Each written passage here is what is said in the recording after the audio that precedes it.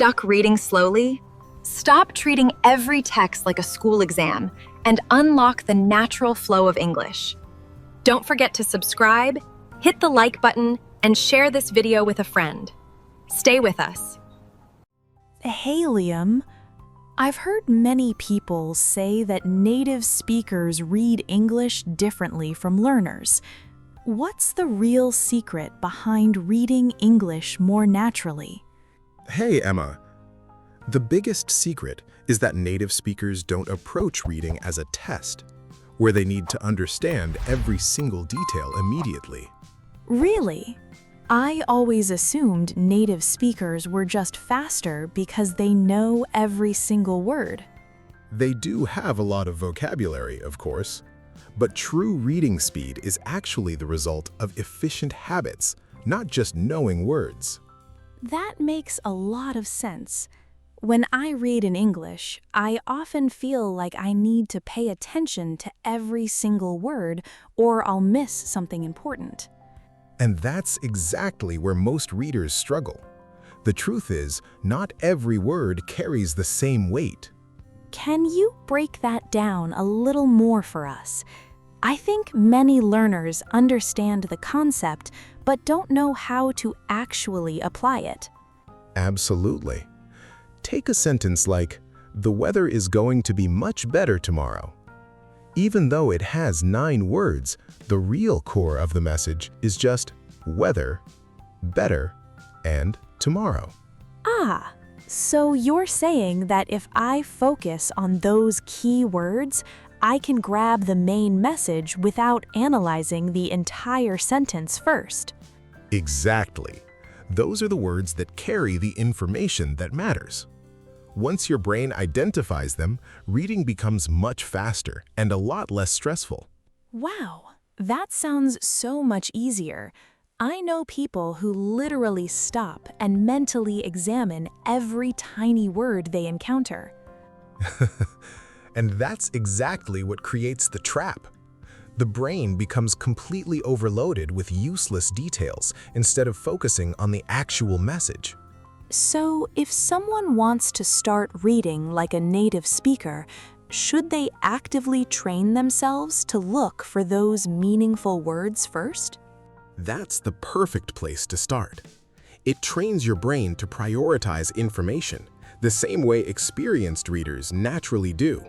I can see how that would make reading less intimidating, especially for people who freeze when they don't understand a word. Precisely. Reading becomes a lot easier the moment your goal shifts from perfect understanding to effective understanding. Another habit I notice in myself is that I constantly go back and reread sentences.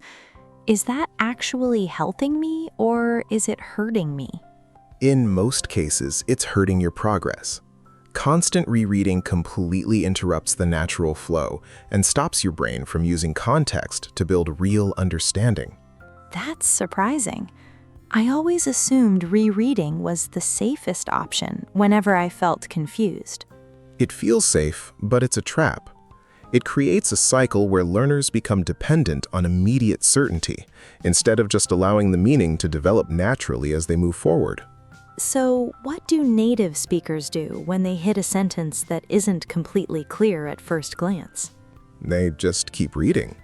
They know that the next few sentences will probably provide the context that clarifies whatever was confusing a moment ago. Wow. I think many learners expect every single sentence to make perfect sense instantly. When it doesn't, they immediately start doubting themselves. Exactly. And that doubt becomes a bigger obstacle than the language itself. It kills your concentration and just creates unnecessary frustration. So, trusting the context is actually a real reading skill, not just a lucky guess. Absolutely. Context is the most powerful tool a reader has. Strong readers rely on it constantly, whether they're native speakers or language learners. I love that. It takes away so much of the pressure and makes reading feel way more natural. That's the goal. Reading becomes smooth the moment you stop treating every small uncertainty as an emergency. Speaking of emergencies, What about unknown vocabulary? One unfamiliar word can completely freeze a learner. How should they handle that? It's the same principle. One of the most important habits you can develop is learning to just keep moving, even when you encounter words you don't know. That is so hard for most of us. The second we see a word we don't recognize, it feels like we've completely lost control of the text. That's a very common reaction. Most of the time, the surrounding words give you more than enough clues to understand exactly what's happening. Can you give us a quick example? Seeing it in practice always makes things click. Sure. Imagine reading the sentence, "The hikers reached the summit just before sunset." Even if you have absolutely no idea what summit means, you still know people were hiking and they arrived somewhere before the sun went down. I see. So even without knowing that one specific word, you don't actually lose the main idea of the sentence. Sure. That's why experienced readers focus on grabbing the message first. You can always fill in the missing details later if you really need to. That sounds much less stressful than stopping to check a dictionary every 5 seconds. It is. And more importantly, it allows your reading speed and your confidence to grow much faster. Wow. You also mentioned before that reading things we enjoy improves our skills. But so many people think they have to choose difficult texts to improve faster. Why is that approach so ineffective? Because difficult texts demand way too much mental effort. You end up spending all your energy trying to decode vocabulary instead of actually understanding ideas. That's so true. I know many students who force themselves to read advanced academic articles every day and then feel completely discouraged when they don't understand much. That's exactly what happens. Your motivation just plummets when reading feels like a constant struggle. On the other hand, enjoyable content keeps you engaged long enough to actually build a real reading habit.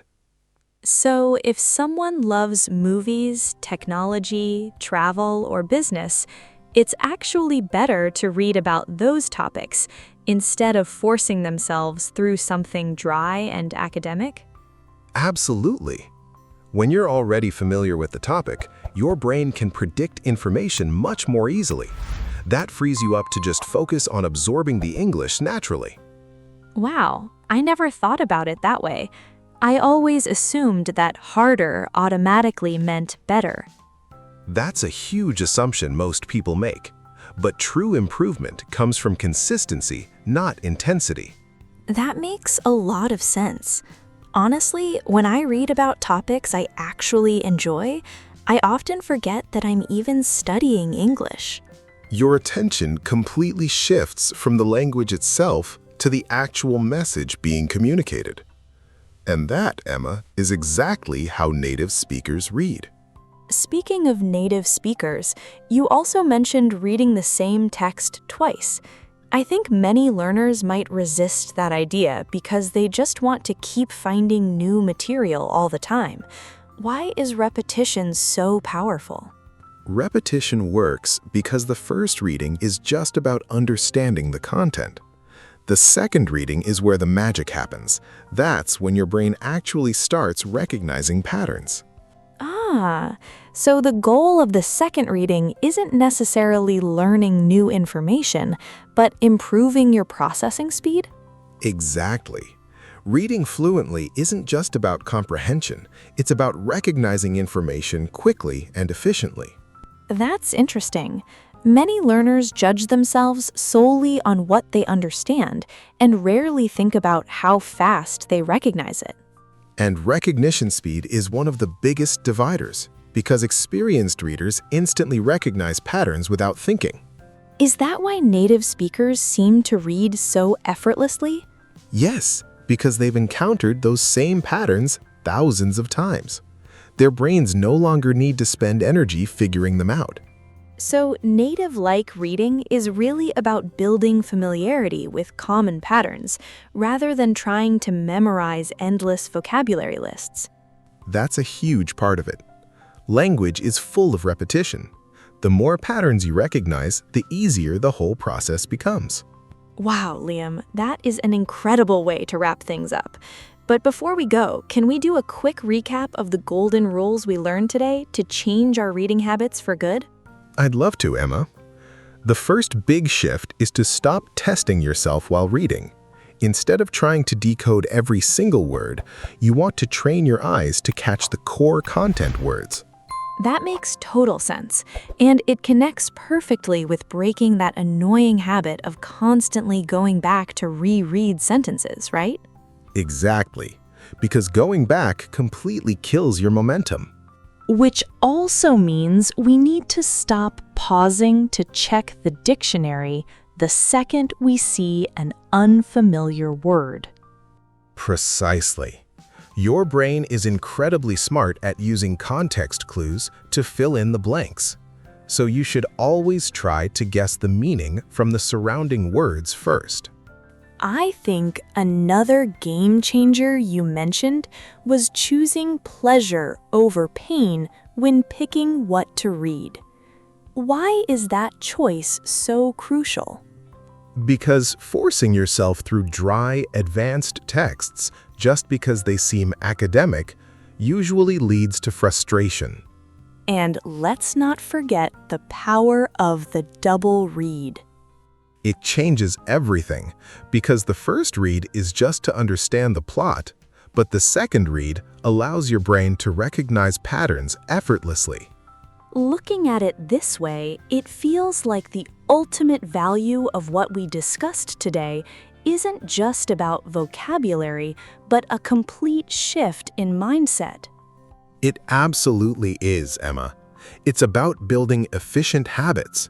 The moment you stop treating every unknown word as an emergency, reading stops being a chore and finally becomes natural. That is the perfect way to look at it. And honestly, this idea of making English feel natural and immediate brings us right to our next topic on the screen. Oh, let's see it. It's right here. English you can use today. Because once you change your mindset about reading and listening, you need the right tools to actually start communicating right now. Perfect. But before we jump right into the next section, we want to know about you. What is the biggest challenge you face when trying to speak English naturally today? Leave your comment below because we really want to read your answers. Yes, definitely let us know so we can help you out.